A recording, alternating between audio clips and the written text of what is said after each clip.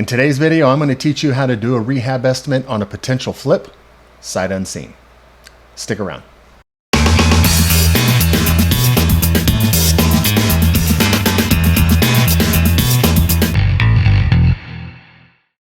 All right, welcome back to my channel, everyone. My name is Barry the Realtor with Madsen Realty Group. And as I said in the beginning, in today's video, I'm going to teach you a method to calculate the rehab estimate on a potential flip property without even having to go to the property. So one of the things that I will tell you is, and it might sound a little scary at first, but I rarely will look at a property that I do not already have under contract, with very few exceptions. The first time I see a property is after I have it under contract.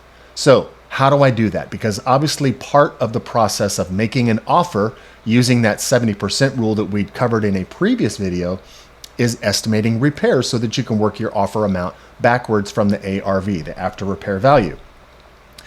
So I can tell you that this method is pretty accurate 98% of the time.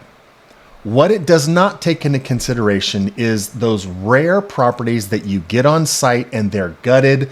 Maybe there is a ton of foundation issues. Maybe maybe the house was caught on fire or something like that. However, understand that just because I'm not physically going to the property doesn't mean I'm not looking at pictures on the MLS or whatever a potential wholesaler might have sent to me. So I'm looking at the condition of the property. I'm just not going on site. So as I've mentioned in a previous video, I have helped teach literally thousands of students how to invest in real estate. And one of the things I always thought was funny was going to properties, going to distressed properties and walking them through the things that they focus on, the things that they look at. You'll see them taking pictures of ugly flooring. They'll be opening up a drawer of a cabinet. They'll be looking at a hole in the wall. And my attitude is I don't really pay attention to that stuff because I'm going to replace it anyway. There's things that it's a given I'm going to do to a flip house. I'm going to scrape those old popcorn ceilings. I'm going to replace all the old dingy ivory colored light switches and sockets. I'm going to replace the flooring. I'm going to paint. I'm going to put new baseboards in. I'm going to put new appliances in. It's going to have all new lighting. So there's things that I'm going to do to a house no matter what. So if I'm going to do things like that every single time, I can assign a dollar value to it. Now, for my case here in San Antonio, for your typical house that's around 2,000 square feet or under, that value is about $30,000, including labor and materials to do all of the things that I want to do to the house. Now, what I also know is that as a house ages, more and more stuff tends to fall apart on it, right? Things like the air conditioner or roof, broken windows, fencing, stuff like that. Foundation issues. So as the house ages, I know that it might need more and more work. So I can combine those two elements, things that I do to the house every single time, along with a formula as the house ages, and I can combine those two. And then of course I need to tweak that if the house is extra large or if it's got a pool or if it's in an area where pricing might be a little bit different, like the Northeast coast or California as an example. So my general rule, if the house is less than 20 years old, I don't think that it should need a new roof yet. It shouldn't need a new HVAC system yet. You never know, but that's okay. I'll cover that in a second. But it shouldn't need anything major if the house is less than 20 years old. So my rehab estimate on a property that is less than 20 years old is 30 grand because it's the same things that I'm going to do to the house every single time. Now, if it's between 20 and 30 years old, now I'm simply going to take the same old list of things that I'm going to do to the house every time, that 30,000, but I'm going to say that now we got to add 5,000 because there might potentially be something wrong with the house, like an HVAC system. Don't try to think too hard on the math. I know an HVAC system is more than 5,000. I'm not trying to specifically price every single item. I'm using a formula just to submit an offer.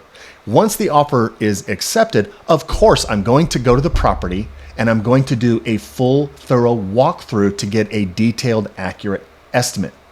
But at this point, all I want to do is submit an offer. So I don't want to waste time going to the property first.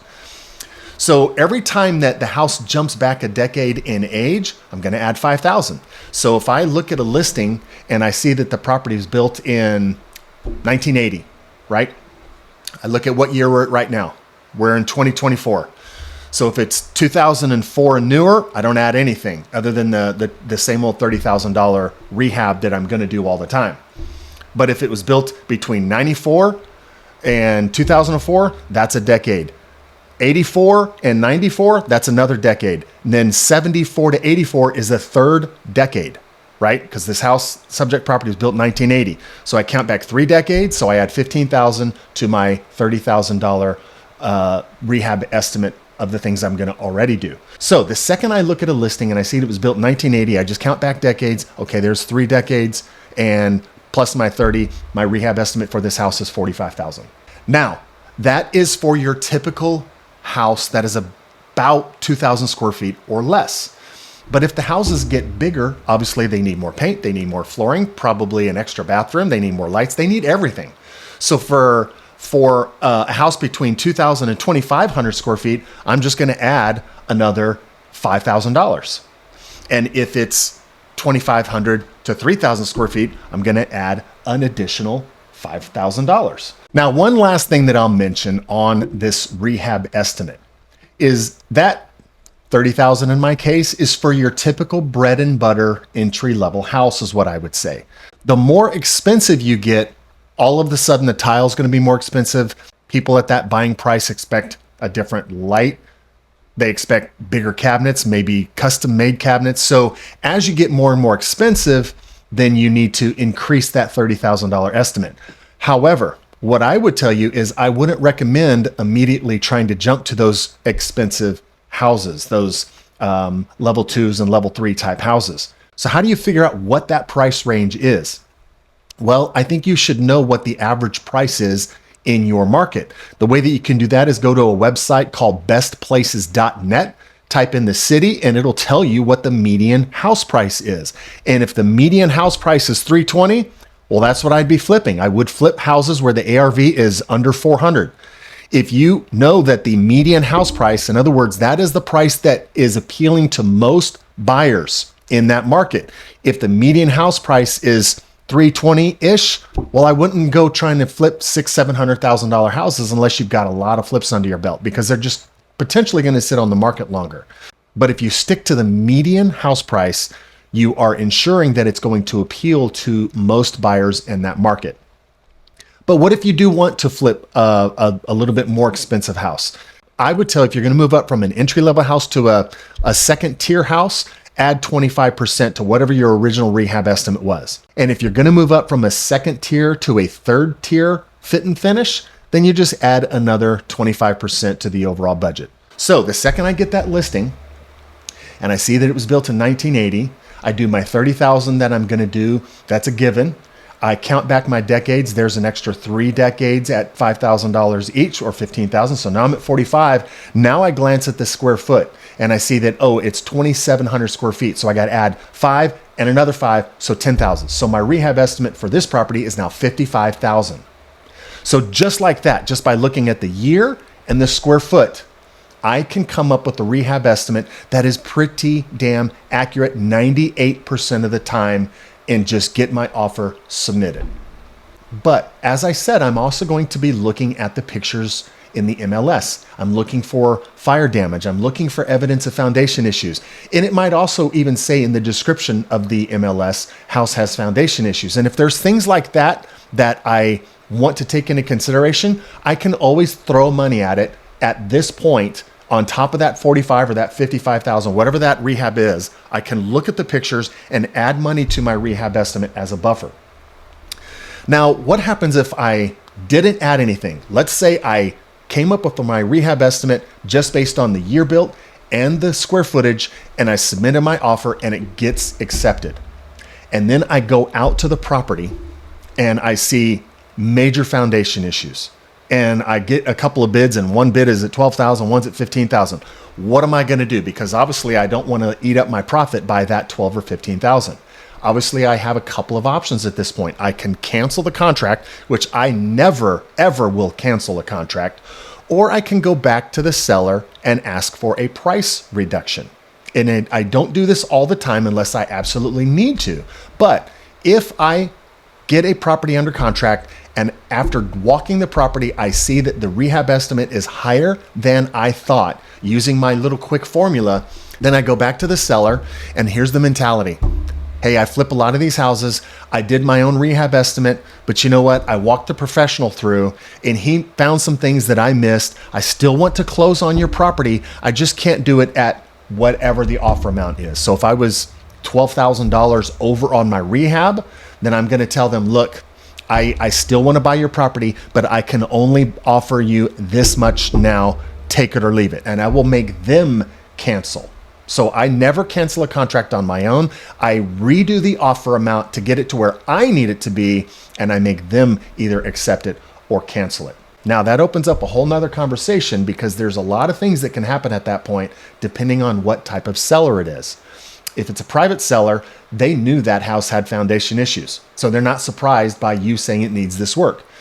But if it's a bank-owned property and they are not as intimate with what level of rehab that house needs, guess what? They don't know that it needs foundation issues. Banks are exempt from filling out what is called a seller's disclosure, where they have to go through and specifically itemize every little detail that they might know what is wrong with the house. So now if I go back to the bank and I do a price addendum, and along with the price addendum, I make part of the contract the rehab estimate for the foundation, along with the pictures, they now know about those problems. They can't claim that they are exempt from knowing. So by doing it that way, I increase my odds of getting them to negotiate with me. Because obviously a bank is not in the business of holding on to non-performing assets. They want to get rid of the property. They want to get rid of that asset, that line on their sheet. In fact, Johnny Bank Asset Manager probably gets a little bonus for every one he offloads. He just needs your help as an investor selling it up the chain, if that makes sense. So just to recap, square foot and year built is all you really need in order to calculate a rehab estimate on a property sight unseen. The things you're going to do to the house every single time: paint, flooring, doors, lighting, carpet, whatever, kitchen cabinets, appliances, toilets, sinks, faucets, tile, all of those things I know for a 2,000 square foot or less, I can get done for 30 grand. If you're in New York, it might be 40 grand.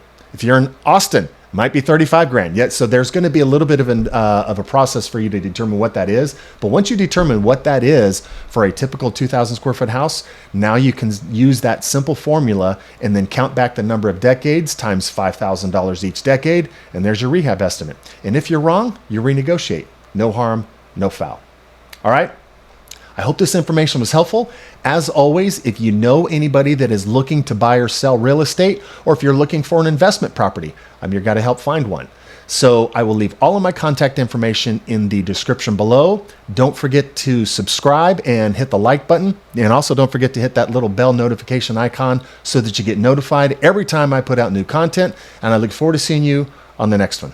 Take care.